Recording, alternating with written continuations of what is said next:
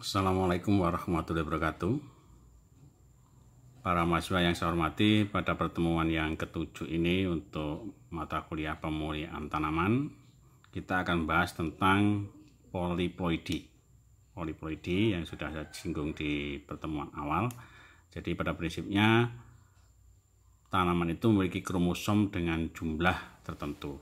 Nah, pada proses poliploidi ini terjadi proses yang berbeda dengan kondisi-kondisi yang normal, sehingga adanya tanaman-tanaman yang berbeda dengan induknya, kemudian ada tanaman yang bisa lebih besar atau justru lebih kecil dari induknya. Ini proses ini terjadi karena adanya proses poliploidi.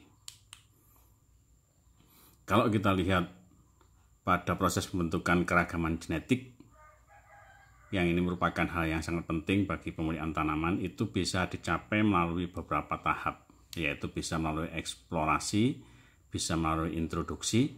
Jadi kita mendatangkan tanaman dari luar daerah atau luar negeri, kemudian melalui hibridisasi seksual, persilangan, melalui proses mutasi, proses poliploidisasi, kemudian melalui proses hibridisasi somatik, dan melalui proses transfer gen. Yang terakhir ini kita tidak membahas untuk transfer gen karena ini bagian dari bioteknologi. Jadi bioteknologi yang menggunakan gen yang disisipkan pada gen tanaman tertentu. Ini menggunakan sistem bioteknologi. Kalau kita lihat pada organisme hidup, pada umumnya memiliki sepasang set kromosom pada sebagian besar tahap hidupnya. Kondisi ini disebut dengan diploid yang sering disingkat dengan 2N. Tetapi sejumlah organisme tertentu pada tahap-tahap tertentu itu memiliki sepasang set kromosom yang tidak sama dengan kondisi 2N yang ini. Gejala semacam ini itu disebut dengan istilah poliploidi, yang artinya berganda. Jadi poliploidi itu nama lainnya adalah berganda. Ini kalau kita lihat kromosom normal, jadi pada kromosom yang diploid begini, ini yang disebut dengan istilah haploid. Ini kalau kita lihat strukturnya di bawah mikroskop dengan model begini ini. Jadi DNA-nya yang melingkar-lingkar ini adalah DNA-nya. Ini yang menentukan sifat kualitatif dan kuantitatif pada tanaman, itu adalah bagian yang melingkar-lingkar ini. Sedangkan yang hitam ini adalah bentuk kromosom sungguhnya yang kita lihat di bawah mikroskop. Ini gambaran umum model. Jadi kalau ada persilangan dua kromosom itu yang saling mendekat, kemudian mereka menjadi satu, dia terjadi proses silang, dia terjadi proses demikian. Nah, ini hasilnya demikian. Jadi ada yang merah, ada yang kuning, ini gambarannya. Kemudian mereka bersilang, jadilah yang berdemikian. Proses yang tengah ini disebut dengan istilah proses hibridisasi. Nah, hasilnya dari proses hibridisasi itu belum tentu hasilnya 2N. Maka terjadi proses-proses tertentu yang disebut dengan istilah poliploidisasi. Kalau kita lihat definisinya, jadi ada definisi dari diploid, yaitu organisme yang mempunyai dua perangkat kromosom atau 2N. Setiap kromosom mempunyai pasangan masing-masing. Nah, ini misalkan pada sebagian besar dari organisme eukariotik, itu umumnya dia memiliki model yang demikian, diploid.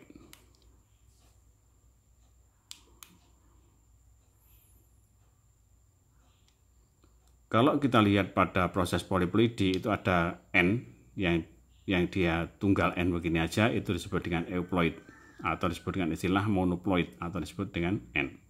Kalau dia double 3 maka disebut dengan istilah triploid. Kalau dia double 4 maka dia disebut dengan tetraploid. Kalau dia double 5 itu dia disebut dengan istilah pentaploid dan seterusnya. Ada lagi juga bukan kelipatan N, itu disebut dengan istilah aneuploid. Itu ada yang nulisomik, itu karakteristiknya 2N-2. kemudian ada monosomik 2n-1, atau double sonic itu 2n-1 min 1. Ada trisomik 2n plus 1. Ada double trisomik ini 2n plus 1 plus 1. Tetrasomik 2n plus 2 dan seterusnya. Kemudian proses poliploidi ini terjadi proses penggandaan kromosom atau pengurangan kromosom yang semacam ini itu bisa terjadi secara alami atau terjadi secara buatan. Ada yang disebut dengan istilah autopoliploidi, itu adalah proses penggandaan kromosom secara langsung, yaitu dengan bantuan biasanya dengan menggunakan zat kimia yang namanya colchicine. Ada juga yang menggunakan istilah allopoliploidi, adalah merupakan hasil persilangan antar tanaman dengan genom berbeda. Pada allopoliploidi ini bisa menghasilkan dua tanaman dengan kondisi tertentu yang kemungkinan sifatnya itu bisa steril, juga bisa sifatnya fertil.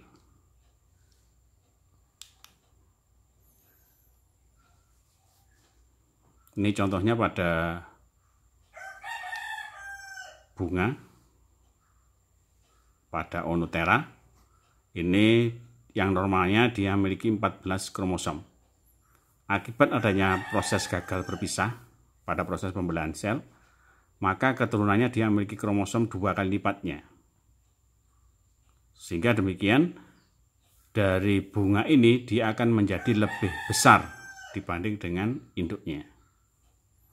Tapi dengan karakteristik dari turunannya yang tadi itu bisa menjadi triploid. Nah, triploid ini sifatnya tidak lagi dia fertil tapi sifatnya menjadi mandul. Ini kalau kita lihat pada euploid, ini gambarannya ringkasnya. Ada monoploid, tetraploid dan seterusnya.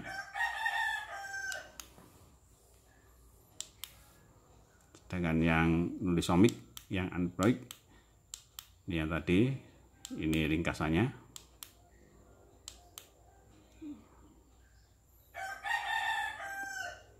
Ini kalau lebih dalam itu bisa yang polisomi, itu bisa trisomi, double trisomi, tetrasomi dan seterusnya. Ini yang menyebabkan variasi dari tanaman itu berbeda dengan induknya, sehingga dari tanaman itu bisa menjadi lebih besar.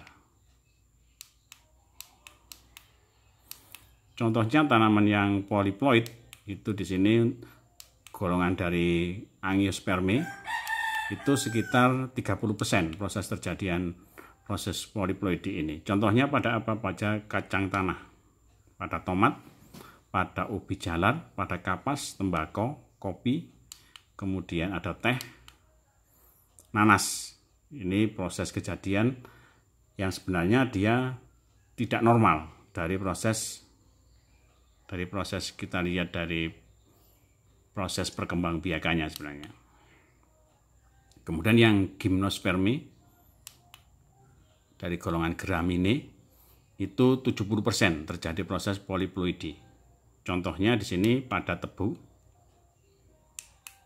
Nah, ini kalau kita lihat tebu itu sebenarnya adalah rumput yang biasa, tapi dia karena dia mengalami proses poliploidi jadi sebesar itu, sehingga batangnya jadi besar, tingginya jadi seperti itu.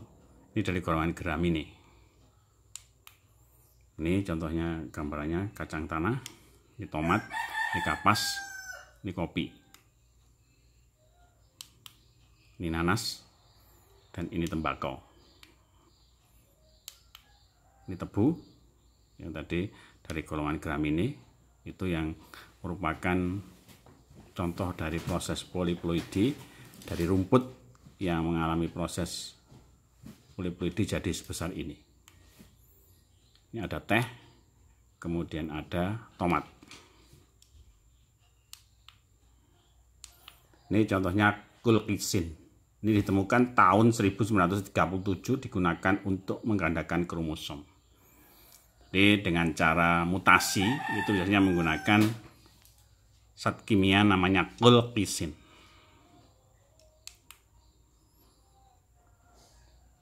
pemulia menggunakan kulkisin ini untuk membentuk tanaman yang tetraploid. Nah, ini contohnya pada proses pemberian kulkisin itu menyebabkan proses mutasi karena terjadi ketidaknormalan pada proses pembelahan sel. Nah, sehingga terjadi proses yang demikian. Ini kulkisin dengan persentase 0,05%. Yang seharusnya dia jadi begini, karena adanya kulkisin dia bentuk jadi begini. Sehingga tanaman berbeda dari induknya. Nah, cara penggunaan kulkisin itu yang sudah digunakan itu biasanya menggunakan dosis 0,01 sampai dengan 1,5% untuk tanaman biji yang cepat berkecambah. Nah, caranya bagaimana? Ya direndam 1 sampai 5 hari sebelum ditanam. Maka dia nanti kalau sudah tumbuh jadi tanaman baru, maka tanamannya akan berubah sifatnya dari induknya. Kemudian yang kedua bisa menggunakan dalam bentuk kecambah yang dicelup selama 3 sampai dengan 4 jam. Yang dalam bentuk tunas itu diteteskan atau dioleskan dengan dosis 0,5 sampai dengan 1%. Diberikan 2 atau 3 kali seminggu. Kalau dalam bentuk anakan dosisnya 0,1%, diberikan selama 3 hari. Bentuk tanaman yang berkayu itu dibuat larutan yang konsentrasinya harus lebih kuat dibanding dengan yang dibuat untuk dalam bentuk biji atau kecambah. Kalau dalam bentuk umbi lapis itu dimasukkan pada titik tumbuh dengan menggunakan bantuan jarum. Kalau umbi lapis ya umbi lapis, ada umbi lapis bawang, itu bisa menggunakan kulkisin kalau ingin membuat dia menjadi polyploid, maka menggunakan bantuan kulkisin.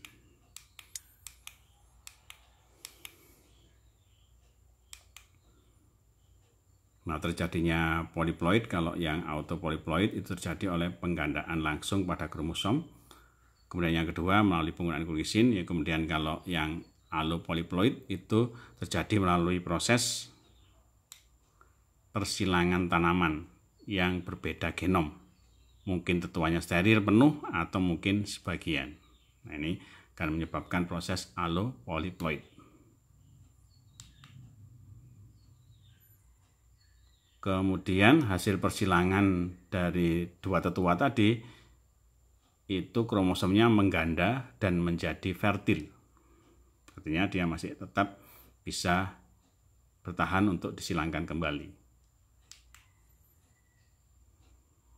Ini ringkasan tadi.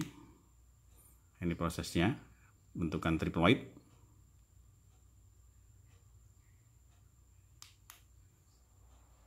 Nah, ini dalam bentuk kalau menggunakan N+1 dan N. Ini bentuk zigot 2N+1.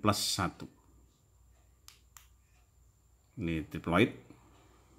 Pada organisme yang memiliki 3 set kromosom disebut triploid. Terjadi karena persilangan tetraploid 4 dengan diploid 2. Jadi 4X dengan 2X. Karena jumlah kromosomnya ganjil, maka dia jadi steril.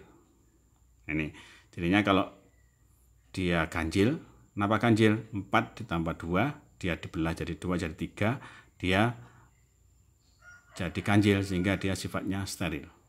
Contohnya pada anggur, melon, sitrus, kemudian terjadi proses sterilitas yang memberikan keuntungan. Keuntungannya apa? Keuntungannya misalkan pada buah tanpa biji, pada semangka misalkan. Ini contohnya gambaran monoploid, diploid, triploid, dan tetraploid. Seperti ini. Perangkat kromosomnya kita lihat demikian.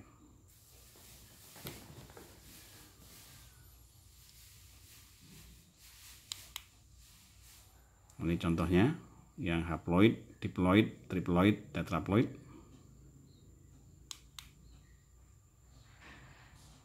Ini tingkat mutasinya. Seperti tadi, kalau kita silangkan.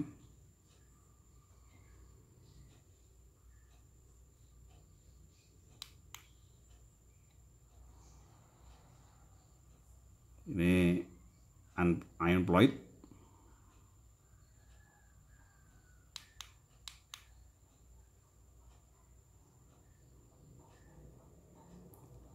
Kalau aneuploid ini terjadi proses pengurangan atau penambahan satu atau sejumlah kecil kromosom, tetapi tidak berlangsung pada seluruh genom. Idealnya pada pembelahan benang spindle, pada pembelahan sel, itu mendistribusikan kromosom pada sel-sel anak tanpa kesalahan. Ini cirinya aneuploid.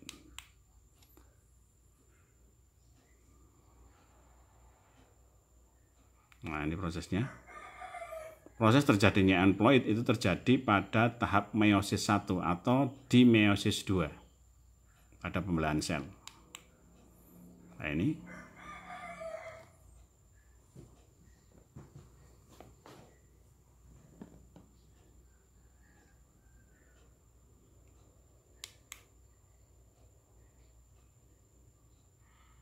prosesnya. Sehingga di sini seharusnya dia 2 begini, ini jadi N+1.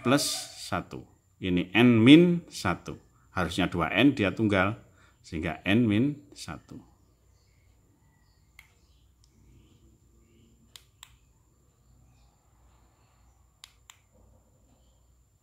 Ini proses meiosis 2.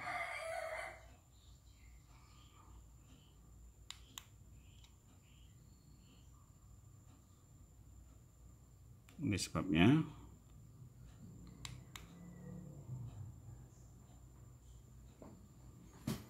Nah, pada pemulihan tanaman, sekali lagi dalam mengeksplorasi gejala ini, karena terjadinya proses kemandulan, contohnya pada semangka yang triploid, tidak memiliki biji yang normal. Artinya apa? Bijinya tidak berkembang normal atau terdegenerasi. Sehingga bijinya dijual sebagai semangka tanpa biji. Ini contohnya pada proses polyploid. Ada yang 4N dan sebagainya. Ini jenis dari tanamannya. Ini jumlah kromosomnya. Jadinya begini.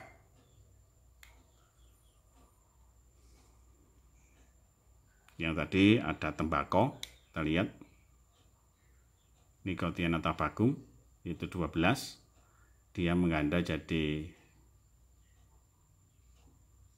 4N, 4X, jadi 48.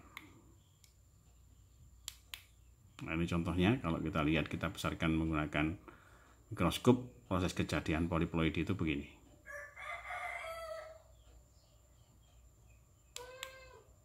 Ini contohnya tanamannya, hasilnya.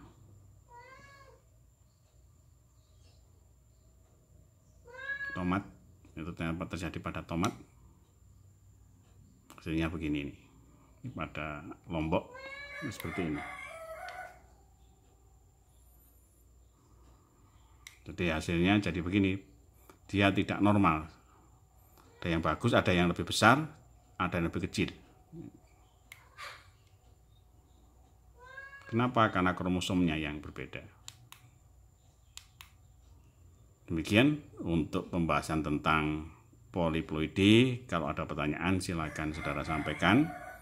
Saya akhiri sekian. Wassalamualaikum warahmatullahi wabarakatuh.